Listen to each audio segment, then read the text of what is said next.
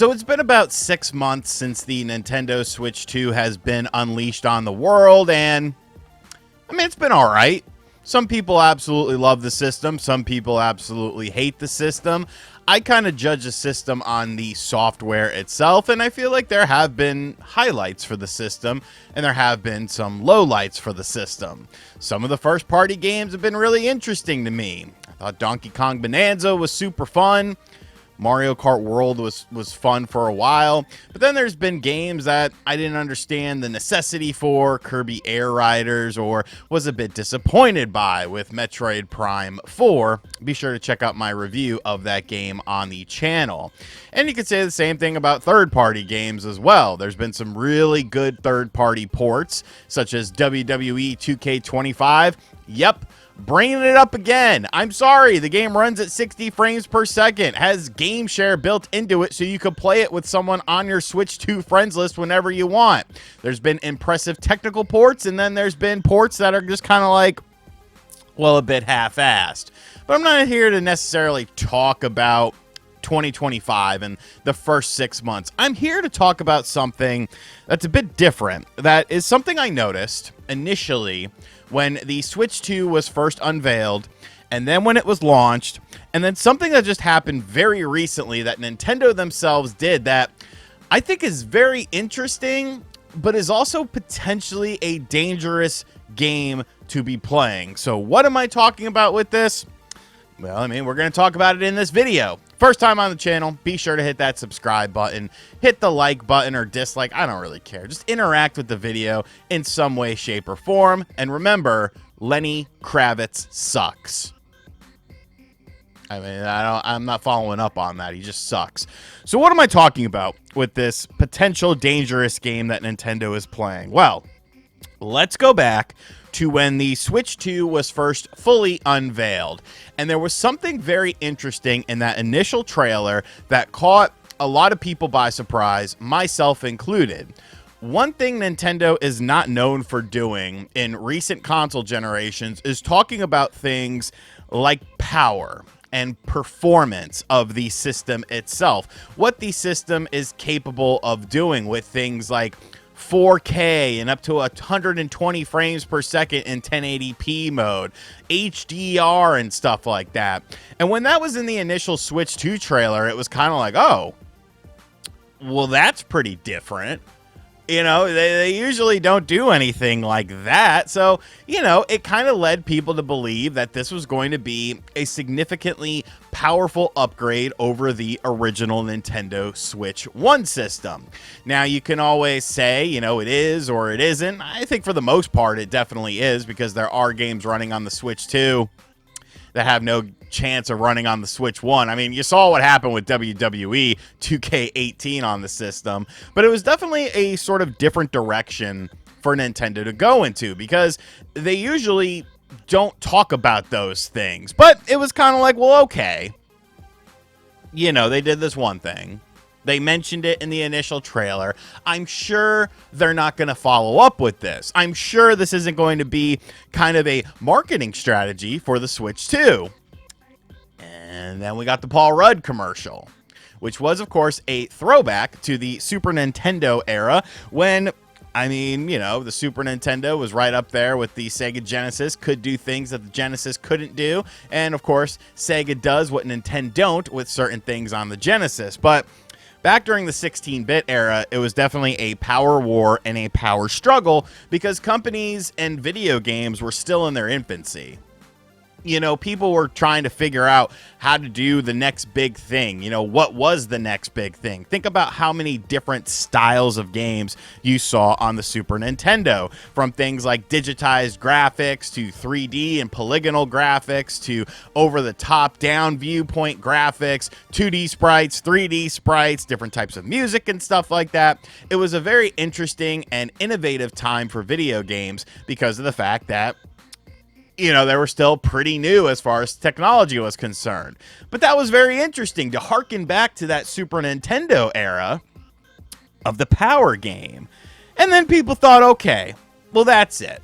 We're done with this whole power mentioning thing. We'll let the games talk for the system. But like I said, this video is kind of spurned on by something that just happened recently, because Friday, right after the Game Awards wrapped up on Thursday night, Nintendo put out a very interesting YouTube video.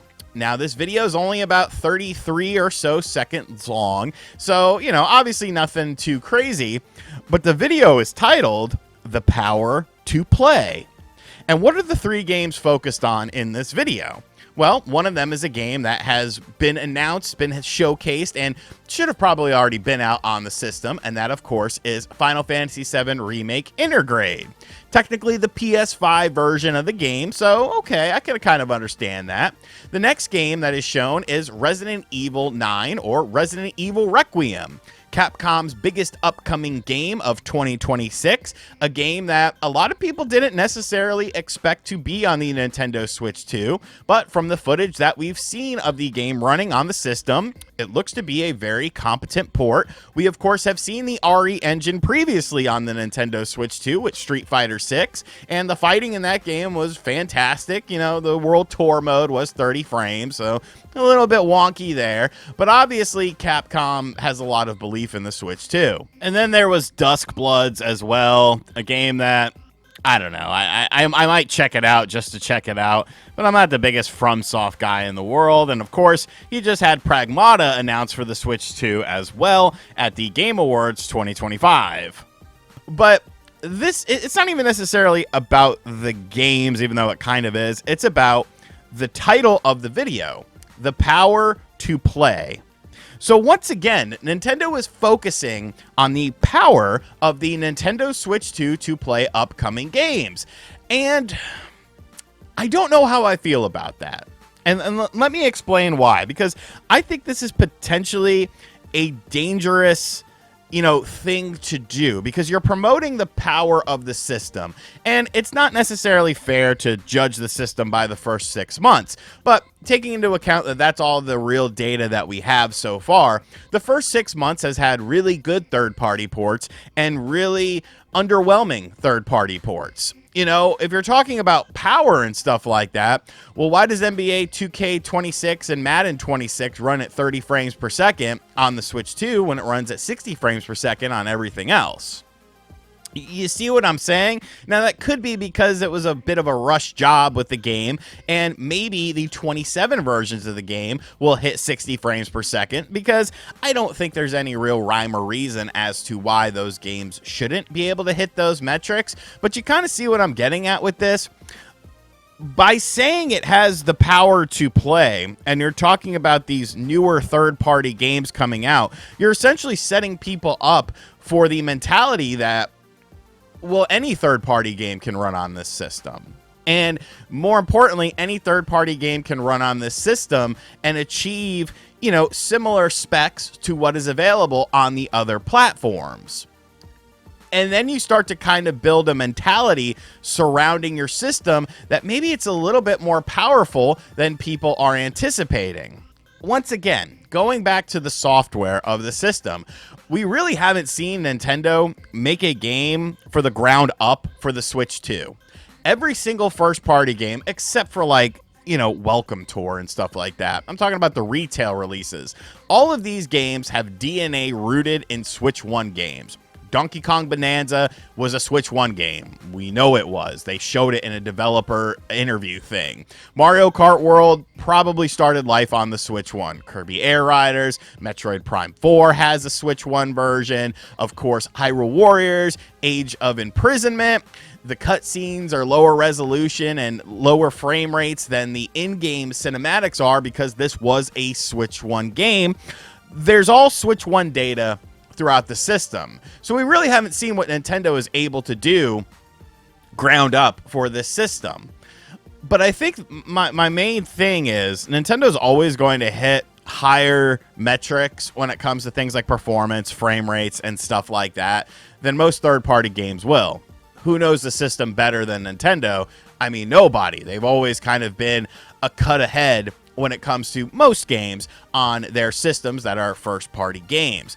Third-party developers, obviously, it's a little bit more of a learning curve. But if we get into 2026 and all of these crazy games start getting announced and there's no Switch 2 version of the game, is there really the power to play? Why wouldn't these companies want to put their games on the Switch 2? It's the fastest selling system ever. I think by, the end of 2026, early 2027, it'll have already passed the Xbox Series in terms of sales, more than likely. So if you have a bigger marketplace, why aren't all these games coming? And if they are coming, are they going to be comparable ports? I don't mind a little bit of less lighting and less, a slightly less detailed textures and stuff like that. But if they're gimped versions, can you say gimped anymore? I feel like every word that has any sort of connotation to it, you can no longer say.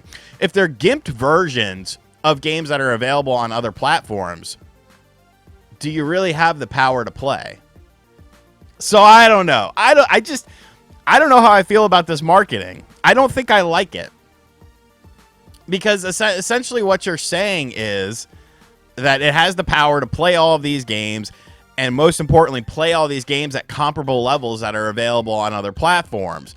But when a sports game is running at 30 frames per second on the Switch 2 and 60 frames per second on every other platform, it kind of sends mixed messaging. It kind of sends a bit of a mixed message. So this seems like something Nintendo is going to continually do, and maybe they have a mindset as to why. Maybe there are some bigger unannounced third-party games coming to the Switch 2. I mean, to be fair, Resident Evil 9 Switch 2 version came out of nowhere. Pragmata, same sort of thing. So maybe there is more to it than meets the eye, but I don't know. I guess time will tell. Let me know what you think of this in the comment section down below. I thought this was an interesting topic. Just something that I've been noticing, and something that I think, could be potentially problematic if there's a bunch of crappy-ass ports on the system. Because, they didn't do this with the Switch 1, and the Switch 1 got a lot of subpar ports in terms of performance and visuals and stuff like that. So, I don't know. You're kind of puffing out your chest a little bit. But you got to have something to back that up. And I'm hopeful, for, I guess, everyone's sake, consumers and Nintendo's sake, that they do have something to back it up. Let me know what you think about it in the comment section down below. And as always, guys, thank you for checking out this video. Hope you guys enjoyed it. Be sure to give me your thoughts. Leave a like, leave a dislike. Check out the description box down below. Pick up the Art of N64 Wrestling Games book for your holiday gift shopping. If you need a late edition holiday gift, I'm on Cameo. 5-star reviews. I've done over 100 something cameos, and everyone loves them. Find out. I'll roast your mom. I don't know. I'll do it. I don't really care. I just have fun on there. As always, I'll catch you guys on the next video. Later.